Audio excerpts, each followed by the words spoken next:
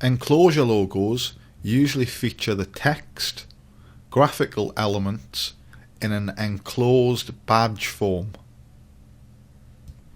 Here's some Enclosure logos I've designed and the information relating to each.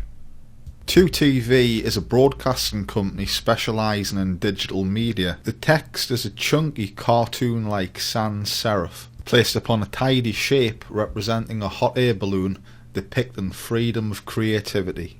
Anchor Marine is a boat repair business. The logo features elements you may see at a dock or upon a boat, arranged in a tidy badge-like format. Text is a bold, extended slab serif. Cherry Picker is a market research company who specialise in extracting information from specified demographics. The playful script type placed upon the cherry shape gives the logo an off-the-wall quality whilst encompassing all elements within a tidy badge style.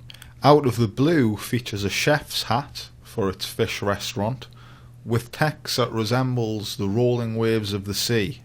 The oval background helps to tie in all elements into one concise unit. Z Games specialise in mobile gaming. The logo features a cartoon bubble-shaped font placed upon a circular background. This tidy form opens up application potential from intro screens to in-app corner placement.